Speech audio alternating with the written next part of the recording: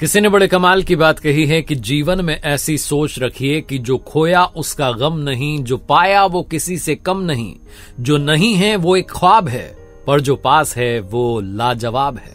नमस्ते, मैं हूं आरजे कार्तिक। एक बड़ी छोटी सी कहानी सुनाता हूं एक बिजनेसमैन की जो अपनी विदेश यात्रा से वापस लौटे और जिस दिन वो शहर में आए, जिस दिन उन्होंने एयरपोर्ट से टैक्सी की, वो अपने घर तक पहुंचे, कॉलोनी में पहुंचे, तो वहां जैसे ही वो टैक्सी से बाहर निकले उन्होंने देखा कि उनके मकान में आग लग चुकी है। पूरा मकान जो है जल रहा था। घर वाले एक एक करके बाहर चले आए थे। सारे घर वाले घर के बाहर थे और उस जलते हुए मकान को देख रहे थे। इन्होंने जैसे तैसे उस टैक्सी वाले को किराया दिया और वहीं पर खड़े खड़े रोने लग गए। रोते चले गए कि मेरे इतने सालों की कमाई सब कुछ जल गया, सब कुछ खाक हो रहा है, सब कुछ राख हो रहा है। बहुत जोर जोर से रो रहे थे। इनका बड़ा बेटा वहीं पर मौजूद था। वो भी देख रहा था कि पिताजी को क्या हो गया। कॉलोनी के बाकी लोग देख रहे थे कि भाई साहब गहरे सदमे में चले गए। उस बड़े बेटे को लगा कि पिताजी को कहीं दिल का दौरा ना आ जाए, पिताजी ज्यादा बीमार ना हो जाएं।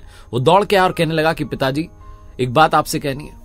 पिताजी ने कहा ऐसे समय पर क्या बात करनी है? फटाफट से फायर ब्रिगेड को बुलाओ। बोले हाँ, हमने कॉल कर दिया, आती होगी।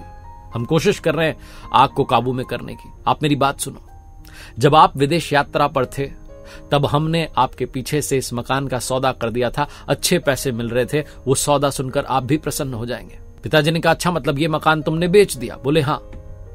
जैसे ही पिताजी ने सुना उनका रोना बंद हो गया।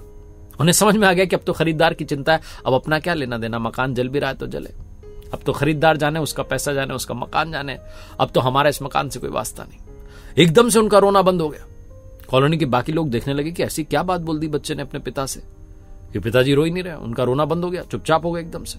और बाकी लोग जैसे दर्शक बनकर के देख रहे थे, वो भाई साहब भी वैसे ही अपने मकान को जलता हुआ देख करके दर्शक की भूमिका में आ गए। कोई फर्क नहीं पड़ रहा था उनको। तभी उनका छोटा बेटा दफ्तर से दौड़ा भागा चला आया और उसने देखा कि पिताजी आ चुके हैं। आकर के उसने प्रणाम किया। बोले पापा आप आ गए? बोले हाँ हाँ मैं आ गया हूं। छोटा भाई जो था बड़ा पैनिक में था कि देखो पापा क्या हो रहा है, ये क्या होगा, हमारा सब कुछ, सारी सेविंग सब खत्म हो रहा है। पिताजी ने कहा अरे क्यों परेशान हो रहा है, इधर आ मेरे साथ। साइड में लेकर के गए। उससे कहने लगे तुझे तो पता ही होगा। बोले हाँ हाँ पापा, इसका हमने सौदा कर दिया। बोले तो बस बेटा फिर क्या दिक्कत है, खरीदार जाने, उसका काम जाने, अपना क्या लेना देना। पिताजी बड़े रिलैक्स्ड मोड में थे। छोटे बेटे ने कहा पापा वो सब तो ठीक है, सौदा तो हो गया, लेकिन उसने अभी हमें पैसे नहीं दिए। अभी टेक्निकली मकान हमारे ही पास है, हम ही इसके मालिक हैं। जैसे ही छोटे बेटे ने बात बोली पिताजी फिर से जोर जोर से रोने लगे। बाकी सारे लोग देख रहे थे कि अब छोटे वाले ने क्या बोल दिया कि इनको इतना रोना आ रहा। बहुत छोटी सी कहानी है। वही भाई साहब, वही जलता हुआ मकान, दो परिस्थितियां और दोनों में उनका रिएक्शन अलग अलग। जब उन्हें पता चला कि मकान बिक गया है तो नॉर्मल हो गए। जब पता चला कि पैसा नहीं मिला है तो फिर से रोने लग गए। इस दुनिया में असली दुख का कारण लगाव है, आसक्ति है, अटैचमेंट है। जिस दिन आप इस अटैचमेंट से दूर हो जाएंगे उस दिन चीजें आपके लिए आसान हो जाएंगी। छोटी सी कहानी बस यही सिखाती है। एक बार फिर से वही कहूंगा जो अक्सर आपसे कहता हूं, कर दिखाओ कुछ ऐसा कि दुनिया करना चाहे आपके जैसा। याद रखिए हर सोमवार सुबह 9:30 बजे मेरे साथ देखिए एक नई कहानी। मेरी किताब को प्यार देने के लिए बहुत बहुत धन्यवाद। Amazon, फ्लिपकार्ट पर अवेलेबल है। और हाँ, मेरी वेबसाइट www.rjkartik.in पर कुछ कोर्सेज हैं। अगर आप पर्सनालिटी डेवलपमेंट का कोर्स करना चाहते हैं, वर्क लाइफ बैलेंस सीखना चाहते हैं तो आपका स्वागत है।